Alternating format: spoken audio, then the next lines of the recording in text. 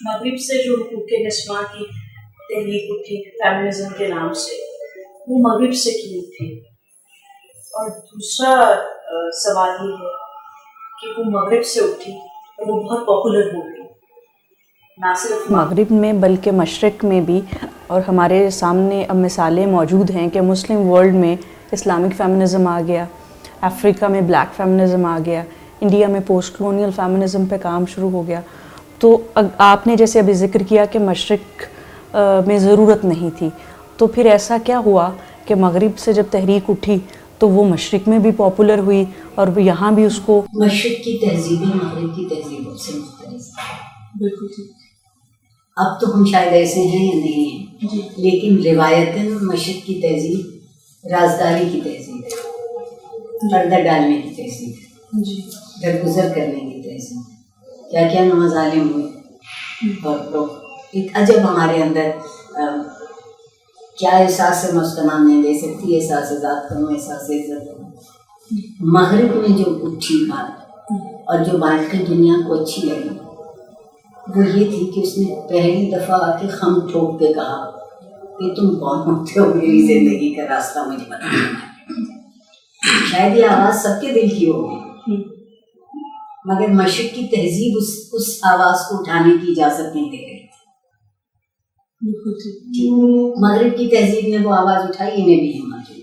اب جو آپ کہتے ہیں اسلامک فیمنزم ہوا یا بلیک فیمنزم ہے، یا اس کی بنیاد یہ ہوئی کہ ہر عورت نے اپنے حق کا مطالبہ کیا، اپنی تہذیب کی قدریں آتی ہیں تہذیب میں فلسفے سے یا مذہب سے یا دین سے، دو ہی ہیں کہ آپ جس پہ بھی آپ یقین رکھتے ہو کامل، وہاں سے آپ کی قدریں آتی ہیں. وہ مغربی نہیں ہونا چاہتی تھی مگر ہو گئے، وہ مغربی نہیں ہونا چاہتی تھی مگر ہو گئے. سگریٹ تو اس نے پی لی، لیکن انگریزی میں ترجمہ کرتی ہوں، ابھی بھی کھجور کھانے کو تیار نہیں ہے. وہ بے باکی باوجود جسے میں کہوں گی کہ یہ بہت بے باکی ہے، اس سب کے باوجود وہ بے باکی نہیں ہے جو مغربی معاشرے ہے. اس بے باکی کے نہ ہونے کی وجہ عورت کی کمزوری نہیں ہے، وہ تہذیبی قدریں ہیں جو اس کے سامنے آ کے کھڑی ہوتی ہیں. اسلام میں آپ انہیں اخلاقی قدریں کہہ لیجیے، میرے نزدیک جسے آپ اسپرچوئل روحانی کہتے ہیں، وہ دراصل اخلاقی قدریں. اور یہاں میں ایک اور بات کا اضافہ کرتا ہوں اپنی جہالت میں، کہ پروردگار نے ہمیں دو ناموں سے یاد کیا ہے، بنی آدم اور انسان. بنی آدم میرا اور آپ کا مادی وجود ہے، میرے اور آپ کی وجود کی ضرورتیں مجھے آدمی بناتی ہیں، مگر میرے اور آپ کے وجود کی روحانی ضرورتیں مجھے اخلاقی بناتی ہیں. اسے پروردگار انسان کہتا ہے. تمنا اللہ کی ہے کہ ہم انسان ہو جائیں، پوری نہیں ہونے دیں گے، اس کی تمنا لگتا ہے.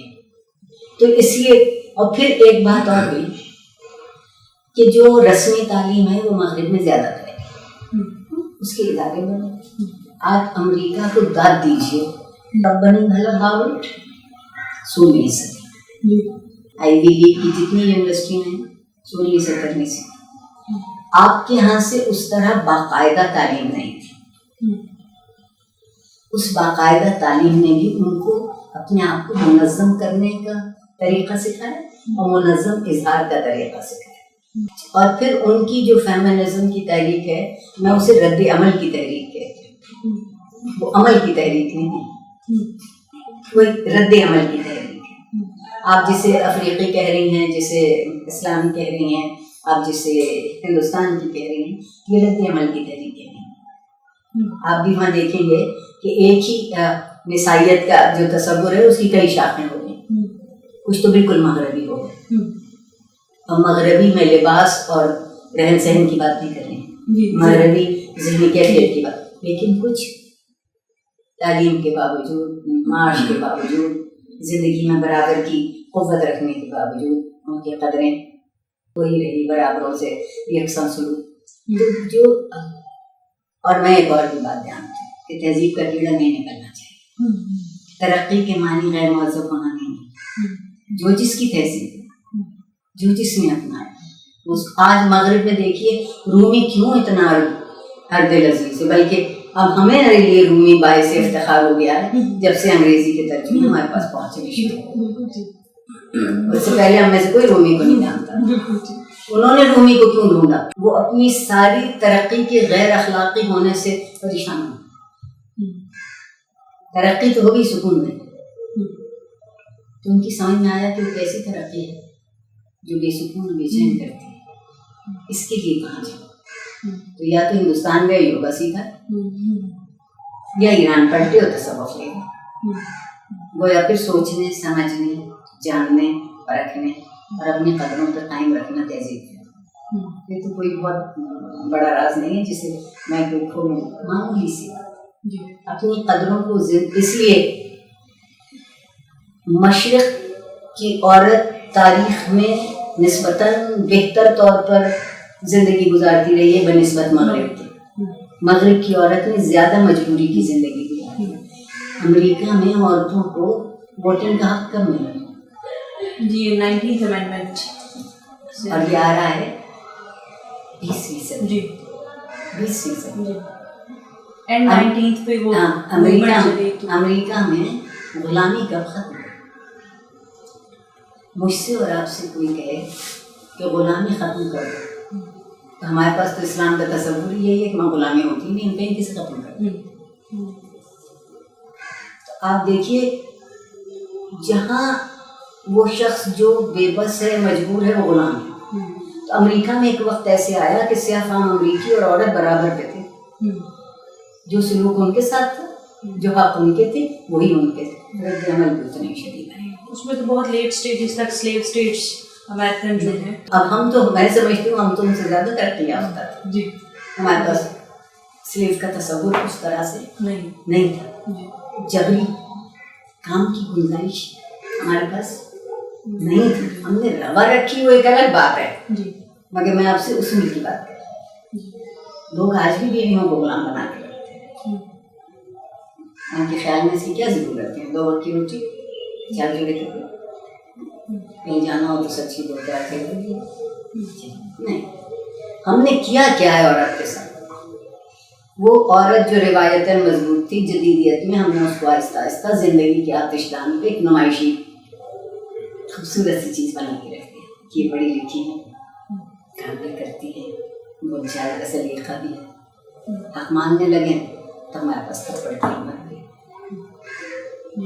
تجارت تو نہیں ہے. جی کی جو اقدار ہوتی ہیں، جو ویلیوز ہوتی ہیں، ان کو سامنے رکھ کے پھر چیزیں کی جاتی ہیں. اور جو مختلف اقسام کے فیمنزم سامنے آتے ہیں انہوں نے اپنی جو لوکل تہذیب ہے اس کو سامنے رکھ کے کیا. پاکستان کے اندر جو تحریک چل رہی ہے حقوق نسواں کی، کیا اس تحریک کو بھی ہماری تہذیب کو سامنے رکھ کے، اس کے اقدار کو سامنے رکھ کے چلایا جا رہا ہے، یا یہ مغرب کی جو تحریک ہے اس کا ایک آف شوٹ ہے؟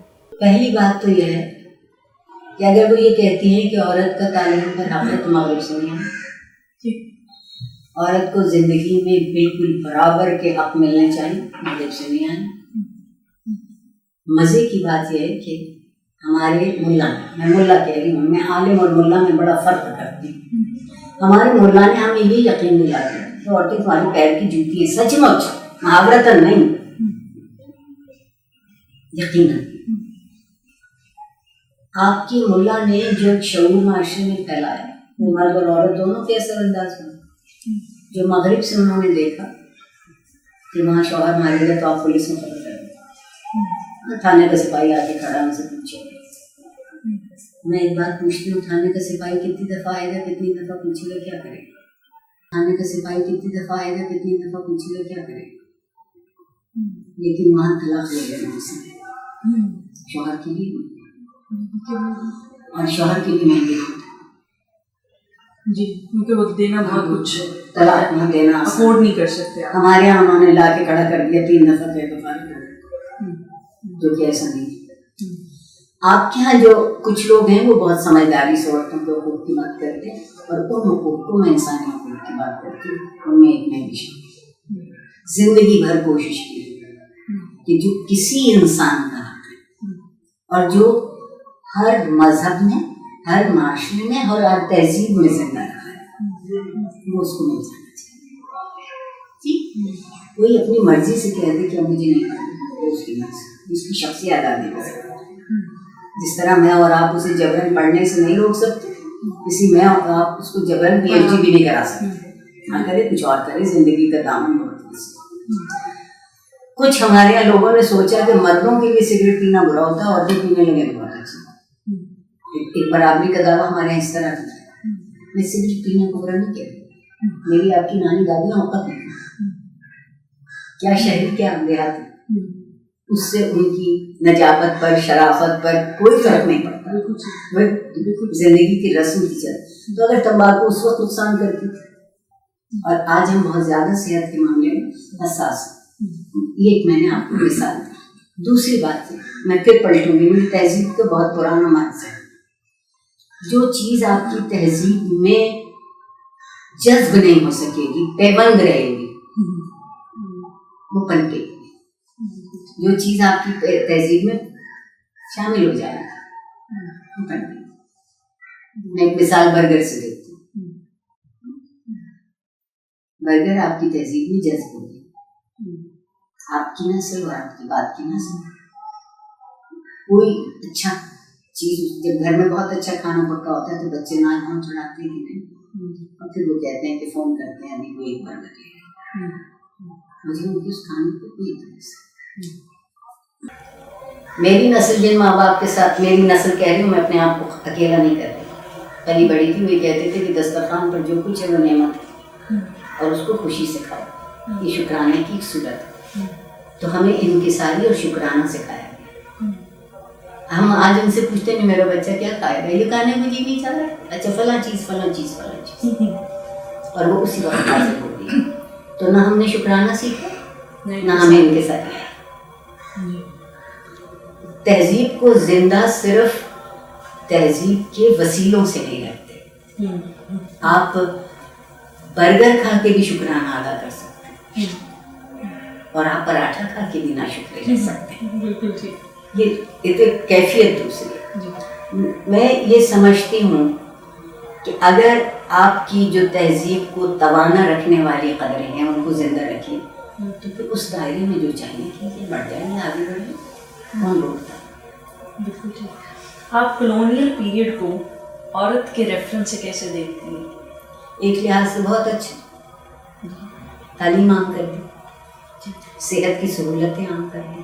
آپ کی عورت نے برسوں، کیا مغرب کی عورت کیا مشرق کی، برسوں ظلم سہا ہے کہ اس کو صحت کی سہولتیں میسر نہیں، اس کی دیکھ بھال میسر نہیں۔ ایک اور وہ تصور لے کر آئے گھروں میں صفائی کا، جو ہم عام، یہ نہیں کہ پہلے نہیں تھا، لیکن ایک تصور، برطانیہ کے لوگ چونکہ چھوٹی جگہوں میں رہتے آئے تھے نا، سرد موسموں کے، تو وہ اگر وہ چھوٹی جگہ صاف نہ کرتے تو مارے گئے تھے۔ وہ ہماری طرح سے بڑے بڑے صحن کے گھروں میں نہیں رہتے آئے تھے، تو ہم آسانی سے صحن میں جاندار پھیلا سکتے۔ تو کچھ ہم کو زندگی، اور دوسرا ایک کام اور کیا یہ باتیں تو مذاق کے طور پہ کہی جا سکتی کہ ہمیں ہماری ذات کا شعور دیا، ہمیں پتہ چلا ہم دوسروں کے قبضے میں ہیں، ہمیں ان سے آزاد ہونا ہے۔ عورت کی سمجھ میں بھی یہ بات ہے کہ ہم دوسروں کے قبضے میں ہیں، ہمیں آزاد ہے۔ ہم سمجھتے ہیں تحریک آزادی صرف 1857 سے 1947 تک، تحریک آزادی اس وقت تک ہے جب تک انسان زندہ ہے، اور جب تک اس کی سمجھ میں بات آتی رہے گی کہ کون سی چیزیں ہیں جو اس کی صلاحیتوں کو پسپا اور پست کرتی ہیں اور کون سی چیزیں ہیں جو اس کی صلاحیتوں کو آگے لے جاتی ہیں۔ بالکل ٹھیک۔ اقبال اور قائد اعظم دونوں کس لینس سے عورت کے وجود کو دیکھتے تھے؟ قائد اعظم کے یہاں تو کوئی کسی طرح کی نہ پیچیدگی نہ کوئی سیدھا صاف، فاطمہ جناح کو اپنے ساتھ رکھتے ہیں، ویسی ہی تربیت کرتے ہیں جیسی خود زندگی گزارتے ہیں۔ فاطمہ جناح عکس ہو جاتی ہیں قائد، ہر آدمی اپنے ماحول سے سیکھتا ہے۔ اقبال کے یہاں الجھن ہے، معاف کر دیجیے گا، میری مجال نہیں ہے کہ میں یہ کہوں، مگر ہے کیا مجھے۔ ایک طرف وجود کائنات سے، مطلب وجود زن سے تصویر کائنات میں رنگ ہوتا ہے، دوسری طرف حامدہ چمکی نہ تھی جب تک کہ تعلیم سے بیگانہ تھی، فلانا تھی۔ اقبال بعض معاملوں میں روایت سے نہیں ہٹے. میں اقبال اور سر سید کو آسانی سے سمجھ سکتی ہوں, جناح ان سے الگ. دیکھیے سر سید نے کس قدر تعلیم کا غلغلہ اٹھایا, ہم احسان نہیں اس آدمی کا کبھی ادا کر سکیں. 19ویں صدی کا آدمی ہے, مذہب کے لیے کہتا ہے دوبارہ سے سوچو, توہمات سے نکلو, تقلید سے نکلو, پٹے ہوئے جو تم بیٹھے ہو اس سے ہٹو. سب کچھ کرتے ہیں, عورتوں کی تعلیم کہیں نہیں, عورتوں کا شعور کہیں نہیں. اسی شہر لاہور میں ان سے سوال پوچھا گیا کہ آپ مردوں کے لیے اتنا کچھ کر رہے ہیں, عورتوں کے لیے. ان کا جواب ایسے صحیح تھا, یہ میں آج 21ویں صدی میں کہہ سکتی ہوں. وہ کہا تھا کہ اگر مرد نہیں پڑھیں گے تو عورتیں نہیں پڑھ سکتی. پہلے انہیں باشعور ہونا ہے جن کو معاشرے میں اختیار حاصل ہے, کیونکہ اگر عورتوں نے پہلے تعلیم حاصل کری اور مردوں نے نہیں کی تو غدر ہو جاتا نا, دوسرا قیامت ہو جاتی. اس لیے آپ دیکھیے سر سید کے انتقال کے تھوڑے دنوں بعد علی گڑھ میں ایک گرلس کالج بن جاتا, زمانہ تیار ہو جاتا اس کے. اقبال عورت کو آئیڈیل تو مانتے ہیں, عملی صورت میں یہ نہیں بنا رکھتے. ٹھیک ہے وہ جنگ طرابلس میں عورتوں کا کردار مان لیتے ہیں, وہ جہاں تک عورت کی آئیڈیل تصور ہے, ماں ہے, بیٹی ہے, جو پہلا تصور ہے روایتی, تہذیب کی نمائندہ ہے, تخلیق کی ذمہ دار ہے, تربیت و نشو و نما اس کے ہاتھوں ہے. لیکن اس کے علاوہ عورت کہاں آگے جائے, وہ خاص طور پر عورتوں سے مخاطب نہیں. مگر میں سمجھتی ہوں جب ان کا پیغام ایک مسلمان امت کے لیے ہے تو اس میں انہوں نے یہ بھی کہیں نہیں کہا کہ عورتیں پیچھے رہ جائیں, صرف مرد پڑھ. تو جو ان کے پاس دراصل ان کی آمدنی جو سب سے بڑی چیز ہے اقبال کی, اور جو بے حد قابل قدر چیز ہے, ان جیسا بڑا شاعر بہت کم ہوتا ہے, وہ تہذیب کی قدروں کو زندہ رکھنا ہے. تو اگر وہ تہذیب کو زندہ رکھ رہے ہیں تو وہ مردانہ تہذیب اور زنانہ تہذیب تو نہیں ہے, وہ ایک انسانی تہذیب ہے جس کو آگے. اور اس دور سے عورت کو کیا نقصان پہنچا, وہ کتنی پیچھے چلی گئی یا اس کا مقام جو ہے وہ بہتر ہوا؟ اگر آپ اس بات کو پھیلا کے دیکھ لیں, میں انہیں اپنا محبوب کہتی ہوں ضیاء. جی, انہوں نے جو ہمارے ساتھ کیا ہے, تیسری نسل ہے جو بھگت رہی ہے اس وقت, اس کو 30 نسل. انہوں نے کمال یہ کیا کہ ساری مذہب کی وہ تشریح کر دی جو وہ سمجھتی. ایک انتہائی, میں روایتی بھی نہیں پڑھتی, روایتی مسلمان عورت تو بہت آگاہ, رسول اللہ صلی اللہ علیہ وسلم کے سامنے کھڑے ہو کے اپنی بات کہہ سکتی, حضرت عمر کی آنکھوں میں آنکھیں ڈال کے کہہ سکتی کہ تم خلیفہ وقت. بالکل ٹھیک. آج کی عورت کہتے دیتے ہیں نا کسی سے کہ تم اپنی بات کو اسی طرح کہہ سکتی جیسے کوئی بھی کہہ سکتا.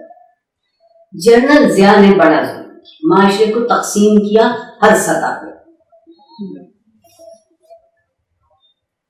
کیا صرف عورت اور مرد کی زندگی تقسیم ہے؟ ملا اور غیر ملا, شرعی اور غیر شرعی, اسلامی اور غیر اسلامی. قائد اعظم کے لفظ بدل دیے ظالم نے. قائد اعظم نے کیا کہا تھا؟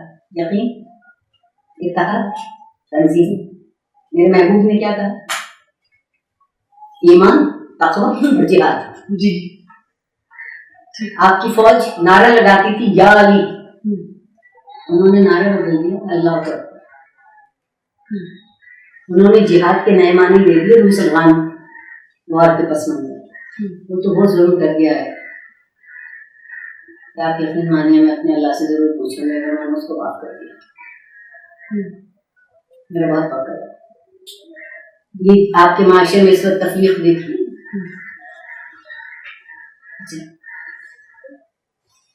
حلال چیزیں ضرور کھانی چاہیے. آلو کی چپس پہ لکھا ہوتا ہے حلال, آپ بھی خریدتے ہوں گے ہوتا ہے. کبھی کسی نے پوچھا ہے کہ یہ جس کمائی سے خریدا جا رہا ہے وہ حلال نہیں ہے؟ نوٹوں کے ہی لکھ دینے سے کہ رزق حلال جو عین عبادت ہے. عین عبادت ہے، ہوگی عبادت، وہی لوگ سارا دن رشوت میں دیتے ہیں. تو انہوں نے لیبل لگایا. میرے نزدیک دین لیبل لگانے کی چیز تھی.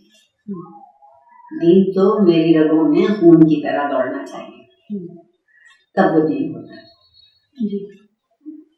جنرل ضیاء نے عورتوں کے ساتھ اس لیے بہت ظلم کیا کہ عورتیں پہلے ہی معاشرے کے مارجنلائز یا جسے آپ کونے میں تب لگا ہوا دبے ہوئے پٹے ہوئے لوگوں میں سے تھیں. مردوں کو ایک برتری کی اور شان مل گئی، اور انہیں یہ بھی معلوم تھا کہ عورتوں کی آواز بلند ہوئی تو ان کا پائے تخت ہل جائے گا. ویف نے کی کشور ناہید کی ساری مزاحمتی شاعری اس عہد میں آتی کہ ہم گناہ گار عورتیں. یہ مجال اسی لیے عورتوں سے خفا ہوئے، شیعوں سے بھی اسی لیے خفا ہوئے.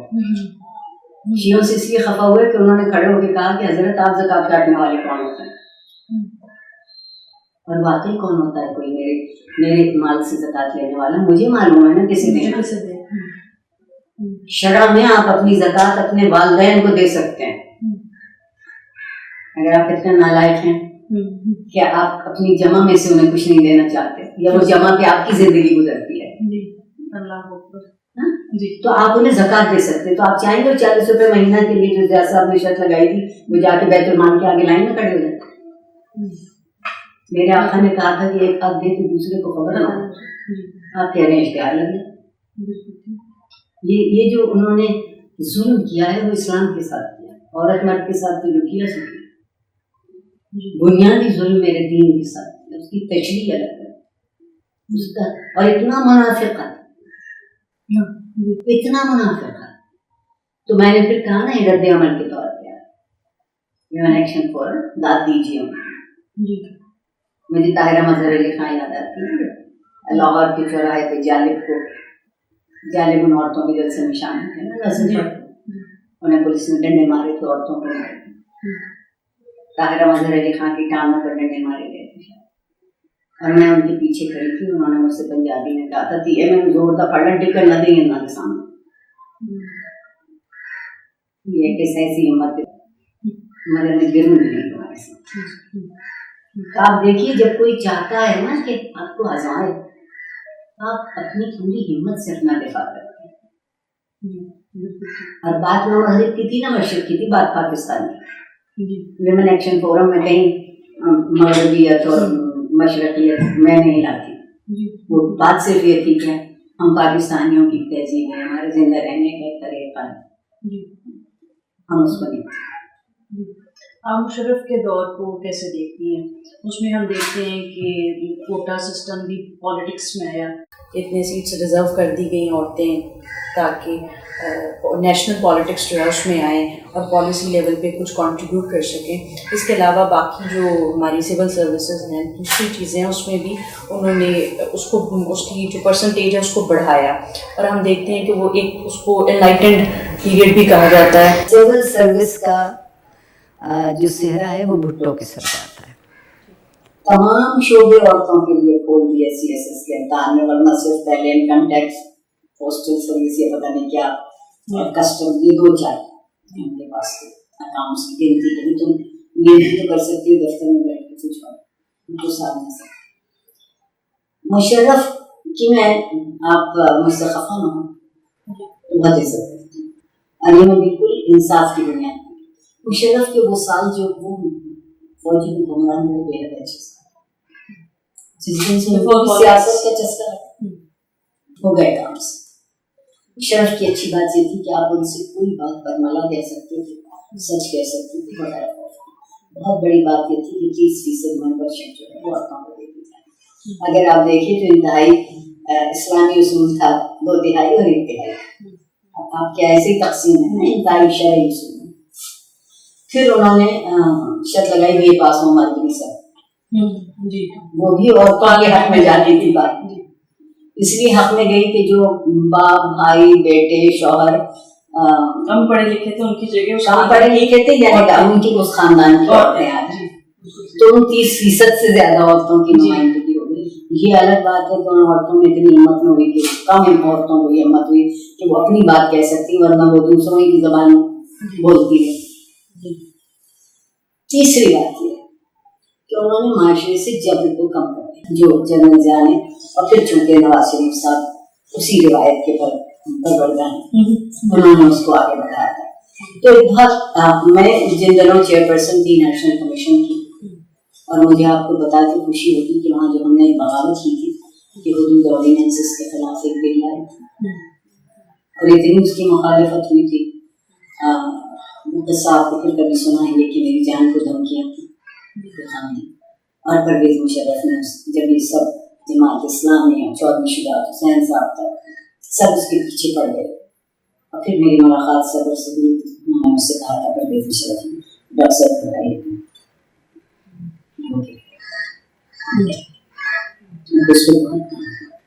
آپ کو معلوم ہے اسی بل کی وجہ سے 7,000 عورتیں جیل سے آزاد ہوئی تھی.